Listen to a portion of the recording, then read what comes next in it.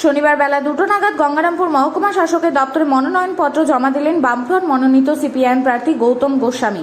মনোনয়ন জমাকে কেন্দ্র করে এদিন সিপিআইএমের কর্মী সমর্থকদের মধ্যে ছিল উৎসাহের আবহ।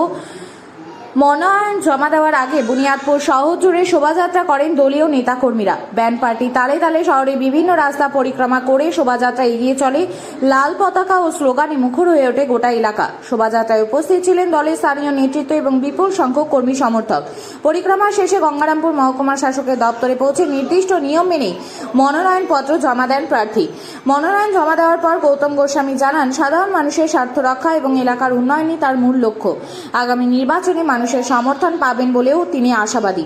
ফ্রন্টের প্রার্থী তো সাধারণ মানুষকে কি আপনি জানিয়ে ভোট প্রচারটা করছেন? মূলত এই বিধানসভা, আমাদের হরিরামপুর বিধানসভার স্বাস্থ্য ব্যবস্থা খুব বেহাল। গ্রামীণ উন্নয়নের ক্ষেত্রে রাস্তাঘাট, হরিরামপুরের আমি কয়েকদিন বললাম, বিভিন্ন অঞ্চলের যে রাস্তাঘাট, সেই রাস্তাঘাটে চলার উপযুক্ত যে পরিস্থিতি সেগুলোর নেই। এবং আমাদের বিধানসভার বংশীহারিরও সেগুলো গ্রামীণ পরিষেবা, পঞ্চায়েত এবং এই পঞ্চায়েতগুলো বিকেন্দ্রীকৃতভাবে 34 বছরের রাজত্বে তো যা ছিল, মানুষ হারে হারে টের পাচ্ছেন এবং তাদের তিক্ত অভিজ্ঞতায় তাদের যে ক্ষোভ বিক্ষোভ আছড়ে পড়ছে।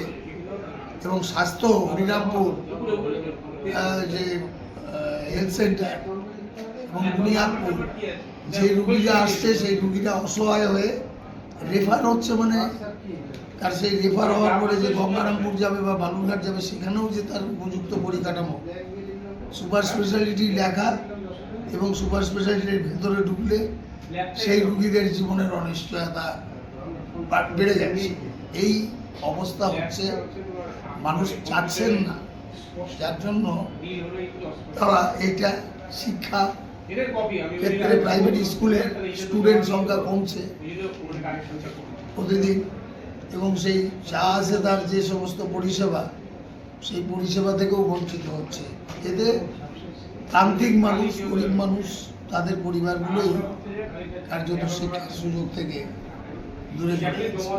এইগুলোকে আমাদের মানে আগামী দিনে এই দুরবস্থাগুলো যাতে দূর হয় তার জন্য যে মাস্টার প্ল্যান আর উন্নয়নমূলক কাজ বলতে রাস্তাঘাটই শুধু না, শিক্ষাই শুধু না, মানুষের জীবন জীবিকারও উন্নয়ন করতে গেলে কর্মসংস্থানমুখী কর্মসূচি আমাদের নেওয়ার মতো যথেষ্ট উপাদান আমাদের এই হরিরামপুর বিধানসভায় আছে।